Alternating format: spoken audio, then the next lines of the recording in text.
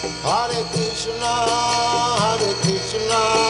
Krishna Krishna, Hare Hare, Hare Rama, Rama Rama, Hare Hare. And now chapter 11, the realm of the senses.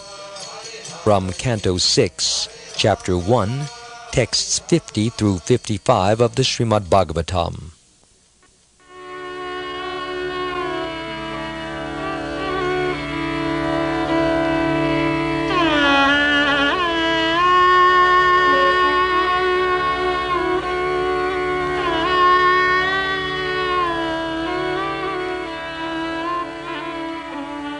The Yamadutas continued. Above the 5 senses of perception, the 5 working senses, and the 5 objects of the senses is the mind, which is the 16th element. Above the mind is the 17th element, the soul, the living being himself, who, in cooperation with the other 16, enjoys the material world alone. The living being experiences 3 kinds of situations, namely happy, distressful, and mixed. The subtle body is endowed with 16 parts, the 5 knowledge-acquiring senses, the 5 working senses, the 5 objects of sense gratification, and the mind. This subtle body is an effect of the 3 modes of material nature. It is composed of insurmountably strong desires, and therefore it causes the living entity to transmigrate from one body to another in human life, animal life, and life as a demigod. When the living entity gets the body of a demigod, he is certainly very jubilant. When he gets a human body, he is always in lamentation. And when he gets the body of an animal, he is always afraid. In all conditions, however, he is actually miserable. His miserable condition is called sangsriti, or transmigration in material life.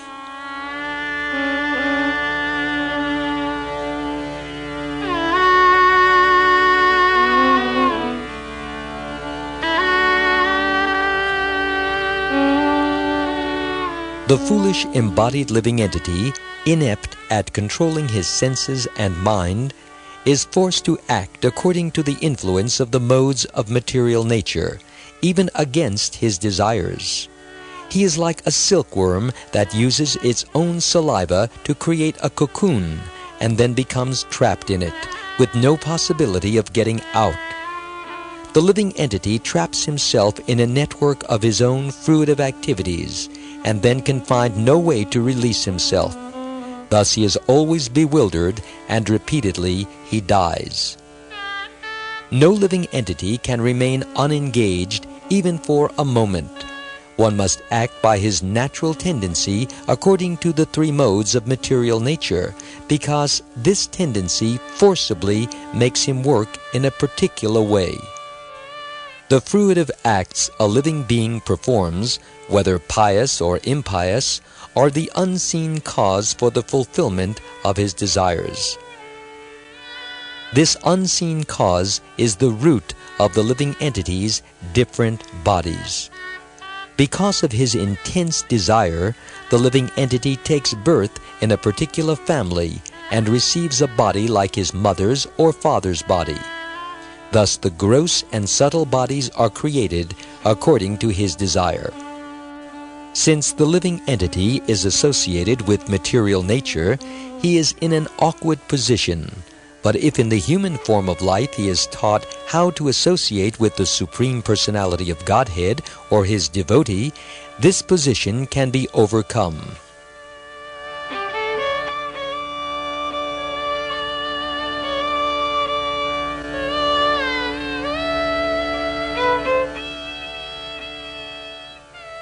Purport. These verses describe how the living entity becomes entangled in the material body due to the interaction of the material modes of nature. Everyone engages in work with his hands, legs, and other senses just to achieve a certain goal according to his concocted ideas. In this way, one tries to enjoy the 5 sense objects, namely form, sound, taste, aroma, and touch, not knowing that the actual goal of life is to satisfy the Supreme Lord. Because of disobeying the Lord, the living entity is put into material conditions, and he then tries to improve his situation according to his whims, not caring to follow the instructions of the Supreme Personality of Godhead. Nevertheless, the Supreme Lord is so kind that he comes himself to instruct the bewildered living entity how to act obediently and then gradually return home back to Godhead, where he can attain an eternal, peaceful life of bliss and knowledge.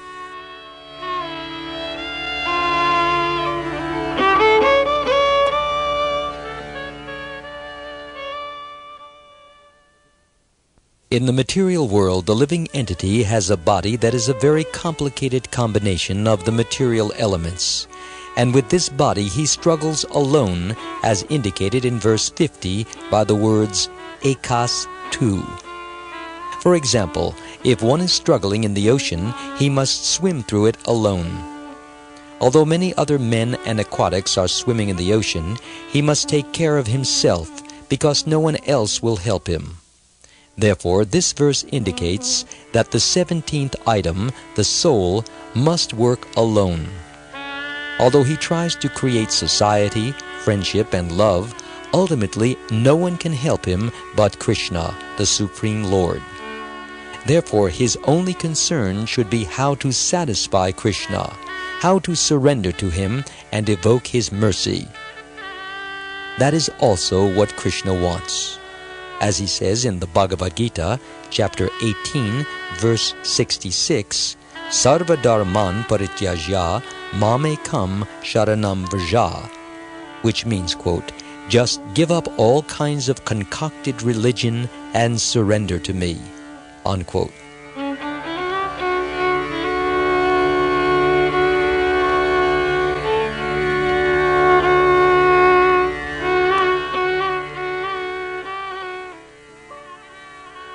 People bewildered by material conditions try to be united, but although they strive for unity among men and nations, all their attempts are futile. Everyone must struggle alone for existence with the many elements of nature. Therefore, one's only hope, as Krishna advises, is to surrender to him, for he can help one become free from the ocean of nescience. Sri Chaitanya Mahaprabhu therefore prayed, Ayinanda tanuja kinkaram, patitam mam vishame bhavam buddho, kripaya tava pada pankaja, stitaduli sadrasham vachintaya, which means, quote, O Krishna, beloved son of Nanda Maharaj, I am your eternal servant, but somehow or other I have fallen into this ocean of nescience, and although I am struggling very hard, there is no way I can save myself. If you kindly pick me up and fix me as one of the particles of dust at your lotus feet, that will save me, unquote. Similarly, Srila Bhaktivinoda Thakur sings, Anadi karama pale, padi bavarnava jale, taribare na neki upaya, which means, quote, My dear Lord, I cannot remember when I somehow or other fell into this ocean of nescience, and now I can find no way to rescue myself, unquote. We should remember that everyone is responsible for his own life. If an individual becomes a pure devotee of Krishna, he is then delivered from the ocean of nescience. Thus his life becomes successful. Actually, there is no pleasure in the material world. Everything is painful. Everyone is trying to be happy by sensual activity, but the result is unhappiness and frustration. This is called Maya, illusion. Lord Buddha understood the nature of material pleasure. In his youth, he was a prince, enjoying great opulence and sensual pleasures, but he renounced it all. Sitting down in meditation, he stopped all sensual activities which subject one to the pains and pleasures of this material world. He gave up his kingdom just to teach that sensual activities do not help us attain salvation. Salvation means to get out of the clutches of the pleasure and pain of this world.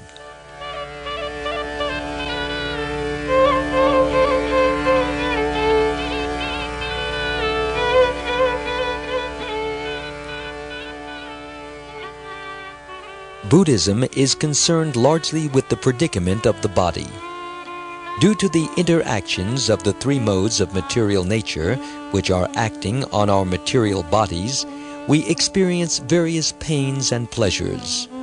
Buddhism teaches that one can be relieved of these pains and pleasures as soon as one dismantles the combination of the material elements in the shape of the physical body. Nirvana, the goal of Buddhism, is the state attained when a person has finished with the material combinations. After all, pains and pleasures are due to possessing this material body. However, Buddhist philosophy does not provide information about the soul, the possessor of the body. Thus, Buddhism is imperfect. Buddhist philosophy is incomplete, but that does not mean Lord Buddha did not know the complete truth. A teacher may have received his master's degree, yet he still teaches the ABCs to his students. It is not that his knowledge is limited to the ABCs. Similarly, any especially empowered incarnation or Shakyavesha avatara will preach God consciousness according to time, place, and circumstances. The teacher holds his master's degree, but the students may not be qualified to receive the high instructions that the teacher is competent to teach. Therefore, there are different schools of religion, like Buddhism and Shankaracharya's Mayavad philosophy. Both the Buddhists and the Mayavadis encourage their followers to try to get free of pain and pleasure, which are due to sensual activities. No genuine philosopher urges his followers to pursue sensual activities. Buddha finishes with matter. To achieve nirvana, one must first dismantle the material combination of the body. In other words, the body is a combination of 5 material elements: earth, water, fire, air, and ether. And this combination is the cause of all pain and pleasure. So, when the combination is at last dismantled, there will be no more pain and pleasure.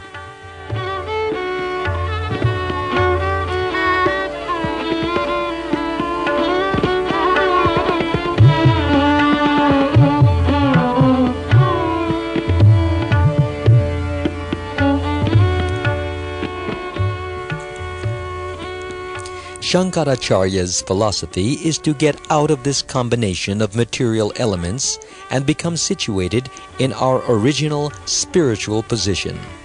Thus, the Mayavadi's motto is Brahma Satyam Jagan Mitya, which means, quote, Brahman, the Absolute, is true, and this material creation is false, unquote.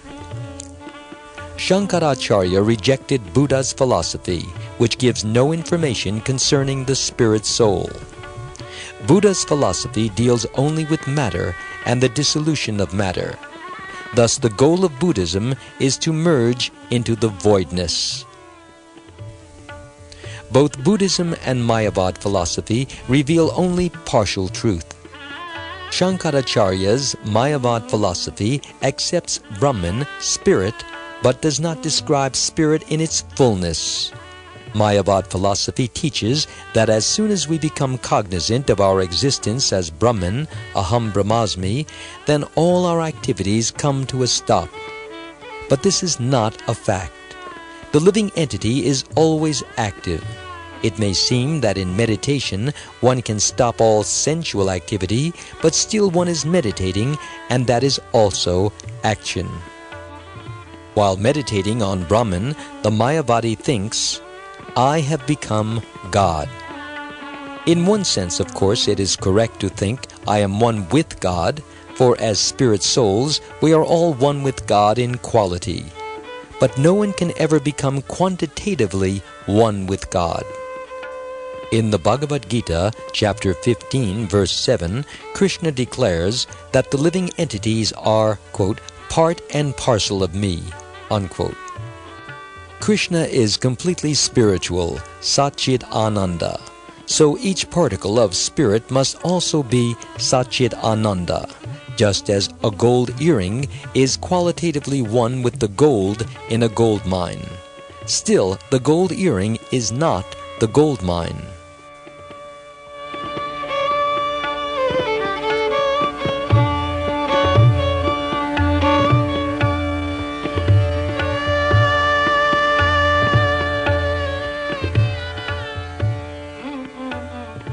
So the Mayavadi's mistake is to think that the part can become equal to the whole. They presume that because they are part and parcel of God, they are God. Therefore, the Srimad-Bhagavatam, Canto 10, Chapter 2, Verse 32 describes the impersonalists as Avishuddha Buddhaya, which means, quote, their intelligence is impure. They are still in ignorance, unquote. Mayavadis believe that by accumulating knowledge, they become one with God, and thus they address one another as Narayan. That is their great mistake. We cannot become Lord Narayan. Narayan is Vibhu, which means very big or infinite, whereas we are Anu, infinitesimal. Our spiritual magnitude measures 1/10,000th of the tip of a hair. Therefore, how can any sane man claim that he has become God?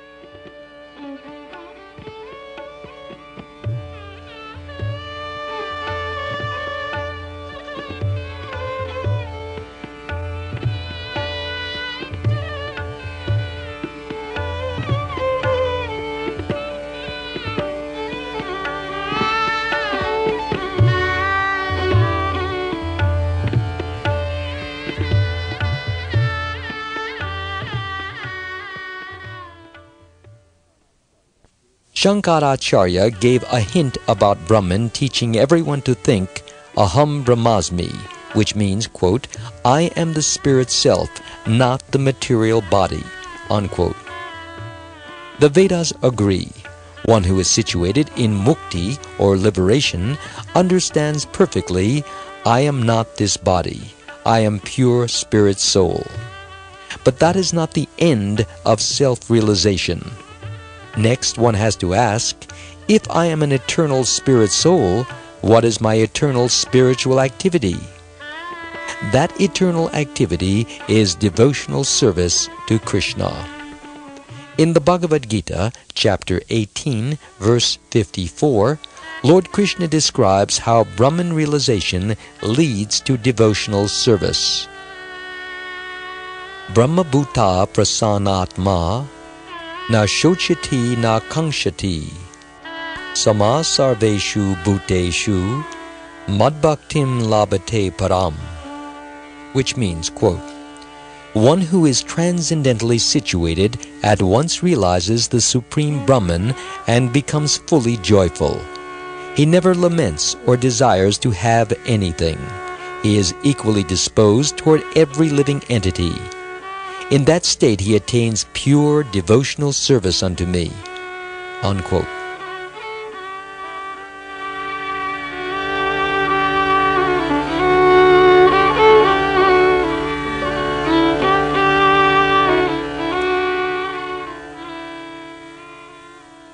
Often big swamis talk about attaining Brahman realization, but do not remove themselves from worldly pleasures and pains. They involve themselves in humanitarian activities, thinking, "My fellow countrymen are suffering. Let me open a hospital." Or they are uneducated. "Let me open a school." If someone is really on the platform of Brahmabhuta, why would he accept any particular place as his country? Actually, as spirit souls, we do not belong to any country. We get a body, and as soon as the body is finished, the connection with a particular country is also finished. The symptom of lamentation reveals that the so-called liberated person has not been cured of his attachment to worldly pleasure and pain. That means he has not become joyful, because one who is joyful does not lament. So many learned sannyasis have fallen down to material activities because they have not in fact realized Brahman. It is not so easy. As already explained, the influence of the modes of nature is very strong. The living entity entangled in different types of fruitive activity is like a silkworm trapped in a cocoon. Getting free is very difficult unless one is helped by the Supreme Personality of Godhead. Real knowledge is attained by applying the senses in the service of Krishna. At present, our mind and senses are absorbed in bodily designations such as "I am an American," "I am Indian," or "I am English." In this consciousness, we think that we should apply our senses in the service of our relatives, our society, our nation, etc. But these are temporary circumstances. Our real position is that we are Brahman, pure spirit soul. As long as we think of ourselves as belonging to some temporary designation, we cannot become a devotee of Krishna.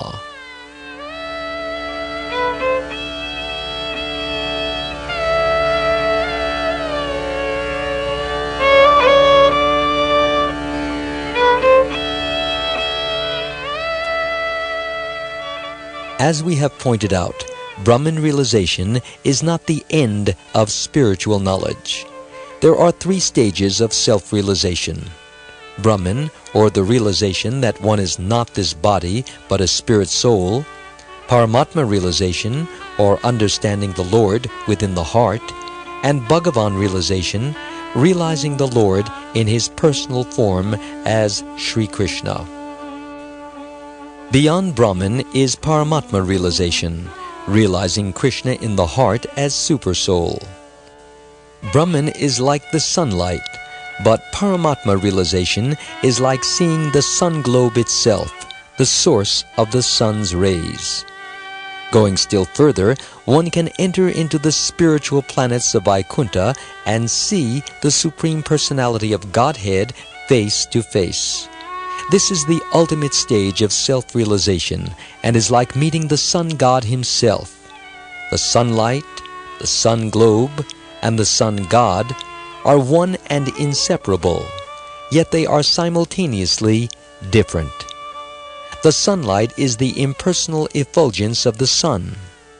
The sun globe is its localized aspect, and the sun god is the personal source of both the sun globe and the sunlight. In the Bhagavad-gita, chapter 4, verse 27, Krishna confirms that he is the source of the Brahman effulgence. Brahmano hi pratishtaham, which means, quote, "I am the basis of the impersonal Brahman," unquote. And in the Ishopanishad, verse 15, a devotee prays, Hiranmayena patrena satyasya pihitam mukham tatvam pushan apavrenu satya dharmaya drishtaye, which means, quote, "O my Lord, sustainer of all that lives, your real face is covered by your dazzling effulgence. Please remove that covering and exhibit yourself to your pure devotee," unquote. So Brahman realization is not enough.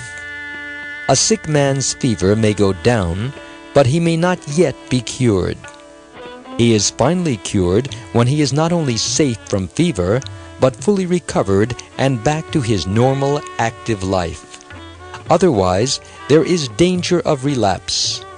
Likewise, understanding I am a spirit soul, not the body, does not mean one is cured of illusion.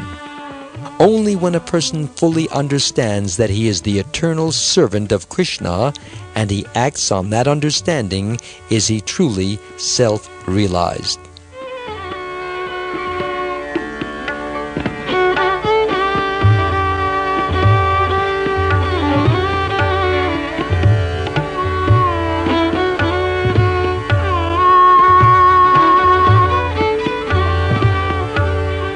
In the present age, for all people, the best path to achieve self-realization is to chant the Hare Krishna Maha Mantra. Hare Krishna, Krishna Krishna, Hare Hare, Hare Rama, Rama Rama, Hare Hare. The conditioned souls in this age of Kali are so engrossed in sinful activities that it is impossible for them to follow the Vedic injunctions in a systematic way. The chanting of the Hare Krishna Maha Mantra is the special concession of Sri Chaitanya Mahaprabhu, Krishna himself, who appeared 500 years ago just to deliver the fallen souls by inaugurating the Sankirtan movement, the movement of the congregational chanting of the Lord's holy names. Lord Chaitanya would often quote the following verse from the Brihan Purana, Canto 3, Chapter 8, verse 126. Harer Nama, Harer Nama, Harer Nama eva kevalam, Kalo nastyeva, nastyeva, nastyeva gatir anyata. Which means, quote, in this age, the only way to attain salvation is to chant the holy name. Chant the holy name. Chant the holy name of the Lord. There is no other way, no other way, no other way. Unquote. We can see the power of chanting the holy name of Krishna by studying the Krishna consciousness movement. In this movement, all kinds of sinful activities are being given up by persons who have been addicted to bad habits ever since they were living in the wombs of their mothers. This is their good fortune. As Sri Chaitanya Mahaprabhu says in the Chaitanya Charitamrita, Madhya Lila, chapter 19, verse 151, Brahmanda Brahmate Kona Bhagyavan Jiva Guru Krishna Prasade Paya Bhakti Lata Bija, which means, quote, the living entity is rotating in different lives and in different bodies, transmigrating from one situation to another throughout the universe.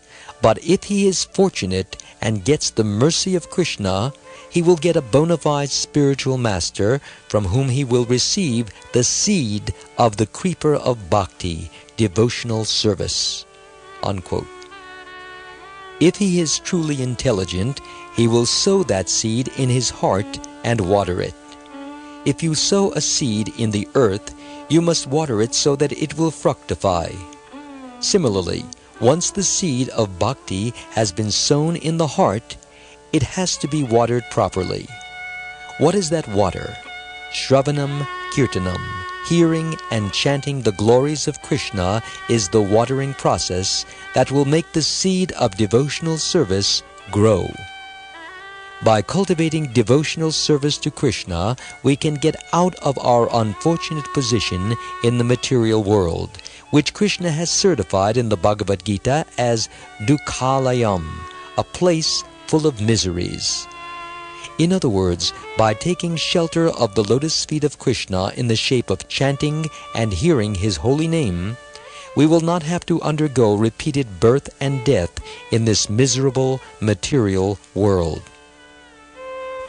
The srimad-bhagavatam describes in detail how a conditioned living entity takes birth. According to his karma, the living entity is put into the semen of a particular father, and the living entity's gross material body is manifested from the union of father and mother. During sexual intercourse, the mentalities of the father and mother are combined when the father's semen and the mother's egg mix, and this combination is acquired by the child.